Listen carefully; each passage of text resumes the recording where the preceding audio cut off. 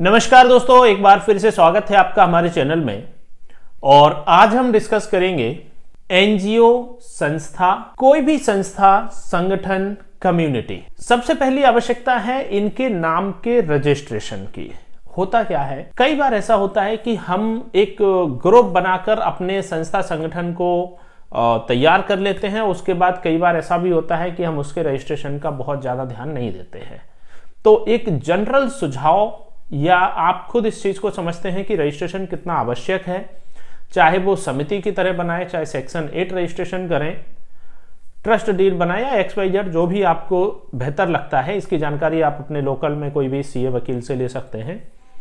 और जब आप इसको चलाते हैं तो आपका सबसे मेन उद्देश्य होता है कि हम ज्यादा से ज्यादा लोगों तक अपनी पहुंच को बनाएं। अब जब हम चाहते हैं कि हमारी संस्था हो, संगठन हो और उसका एक बेहतर नाम हो, ज्यादा से ज्यादा सदस्य हमसे जुड़ें, ज्यादा से ज्यादा कार्यक्रम हमारी संस्था के हों और हमें कुछ फंडिंग मिले, हम कार्यक्रम करें, उनको शेयर करें, हमारे संस्था के सदस्य ज्यादा से ज्यादा संख्या में बने। अब इसमें हमारे पास एक तो तरीका है कि हम मैनुअल उसको शुरू करें। हमने अपने अलग अलग क्षेत्रों में कोई पदाधिकारी बना दिए, उनको जिम्मेदारियां दे दी और वो अपने अपने कार्यक्रम कर रहे हैं छोटे लेवल पर, या फिर एक जगह कार्यक्रम हो रहे हैं। और आप चाहते हो कि ज्यादा से ज्यादा संस्था में सदस्य जुड़े हैं, तो हमें कई बार ऐसा होता है ना कि हम सीनियर को जिम्मेदारी दे देते हैं कि आप अपनी टीम बनाइए। नेक्स्ट अलग जिले के हमने पदाधिकारी को दे दिया कि आप अपनी टीम तैयार करो। That is okay.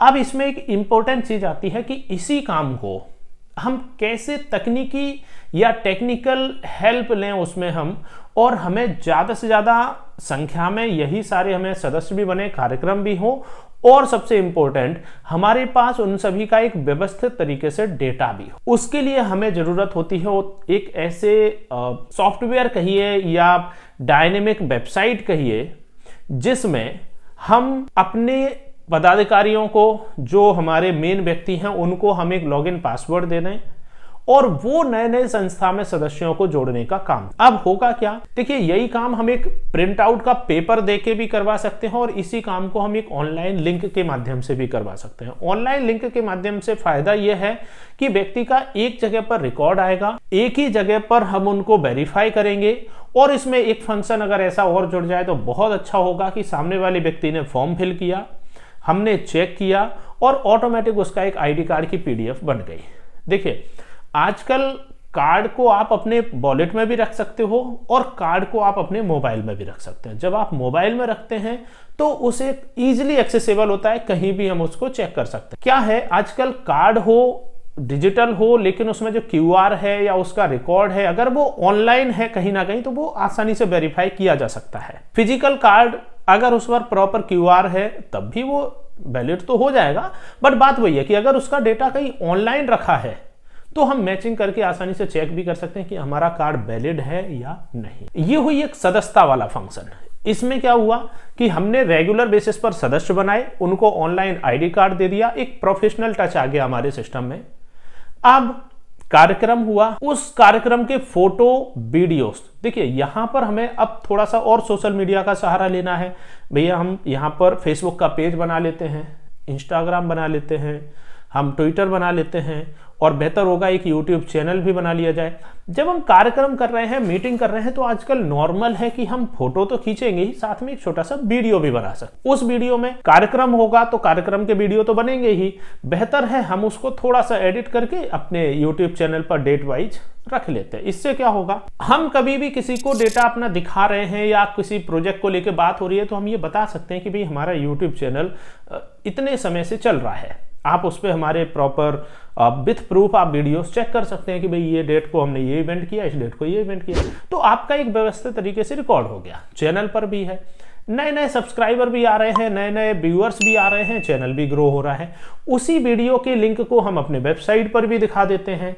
दोनों जगह से हमारे व्यूअर्स आ रहे हैं, वेबसाइट पर आता है, वो यूट्यूब पर जा रहे हैं, यूट्यूब पर आता है, उनकी डिस्क्रिप्शन से वो वेबसाइट पे आ रहे हैं। यहां पर हमने जो सॉफ्टवेयर बनाने की बात की वो इसलिए कर दी कि हमारे सदस्य ज्यादा से ज्यादा हो जाए, हमारे कार्यक्रम दिखते। अब इसमें फंक्शन आता है, आगे आने वाले कुछ कार्यक्रम की हमारी प्लानिंग है। आज दिसंबर है, हम जनवरी में कुछ कार्यक्रम करेंगे। क्यों ना हम ऐसा करें, पहले से इवेंट का फोटो डालें, बैनर डालें और उसमें ज्वाइन के लिए हम एक बटन बना दें। जो मेंबर यहाँ आना चाहते हैं वो अपना ऑनलाइन रजिस्ट्रेशन करके हमें डिटेल भेज सकते हैं।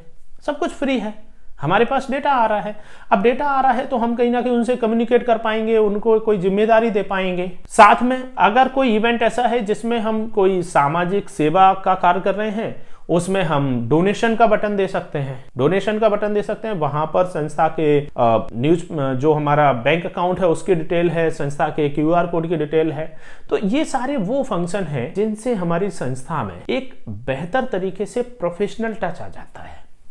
और होता वही है, सबका उद्देश्य वही है, ज्यादा से ज्यादा कार्यक्रम हो, ज्यादा से ज्यादा बेनिफिट मिले, ज्यादा से ज्यादा लोग जुड़े और बेहतर काम हो। एक समाज सेवा का भाव भी रहेगा और हम ज्यादा से ज्यादा करेंगे तो हमारी ग्रोथ हो रही है इनडायरेक्ट। अब यहाँ पर इस तरह का जो सिस्टम है या जो सॉफ्टवेयर की हम चर्चा कर रहे हैं, उसमें हम अपने टीम को ID कार्ड भी दे सकते हैं। किसी विशेष मेंबर को हमने कोई पद पर नियुक्त कर दिया तो उसको एक नियुक्ति पत्र दे सकते हैं।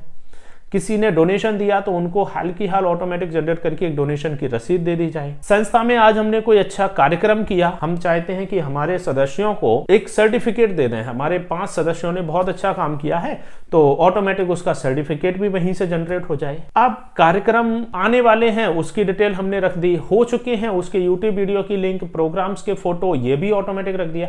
हमारा रिकॉर्ड भी व्यवस्थित तरीके से तैयार हो रहा है। आने वाले कार्यक्रम की एक ही जगह पर जानकारी है, लोग ज्यादा से ज्यादा जुड़ भी रहे हैं। हमने अपने टीम को भी जिम्मेदारी दे दी, आप अपने लॉगिन रजिस्ट्रेशन करके नए सदस्यों को जोड़ सकते हैं। ये सारा स्ट्रक्चर जो है ये आपकी संस्था को बेहतर प्रमोट करने में हेल्प कर रही है। इस तरह के सिस्टम में और भी नई चीजें हमें सोचना है, जैसे कि हम इसमें क्यों ना कुछ अलग अलग तरह के लॉगिन सिस्टम दे दें, मैनेजर को बना दें। और भी कई तरह के हम सिस्टम इसमें दे सकते हैं। कॉन्टैक्ट, किसी को कोई प्रॉब्लम है वो हमें मैसेज भेज सकें, हम उनका सॉल्यूशन कर दें। कॉन्टैक्ट कर सकते हैं लोग, कार्यक्रम को देख सकते हैं, सोशल मीडिया से भी इनडायरेक्टली कनेक्ट हो सकते हैं।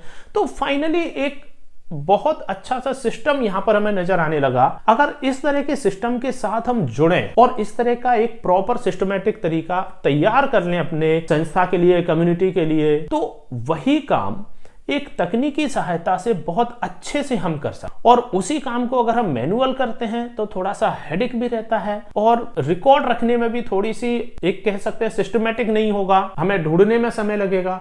यहाँ सेकंड्स में हम ये ढूंढ सकते हैं कि किस क्षेत्र से हमारे पास कितने मेंबर जुड़े हैं। हम पिन कोड से निकाल सकते हैं, एड्रेस से निकाल सकते हैं, शहर के नाम से निकाल सकते हैं, पद से निकाल सकते हैं। तो वही रिकॉर्ड, वही रिपोर्ट हम एक सिस्टमैटिक ढंग से सर्च कर पा रहे हैं, उसको स्टोर कर पा रहे हैं। और अगर इस तरह का नहीं सोचते हैं तो हम, प्लानिंग हमारी अच्छी होगी लेकिन बात भी है कि एग्जीक्यूशन शायद उतना अच्छा ना हो। तो इस वीडियो में हमारा मुख्य उद्देश्य था आपको इस बारे में जानकारी देना कि कोई भी संस्था एक ग्रुप में रहकर अगर आप कोई इस तरह का सिस्टम बना रहे हैं तो थोड़ा सा तकनीकी सहायता का यूज करें और एक बेहतर ढंग से अपने सिस्टम को प्रेजेंट करें। संबंधित आपका कोई भी क्वेश्चन आपके माइंड में है, आप हमें कमेंट में लिखिए। इसी तरह के वीडियो लगातार हम इस चैनल पर बनाते हैं। वीडियो अच्छा लगा हो लाइक कीजिए, चैनल सब्सक्राइब जरूर करके रखें।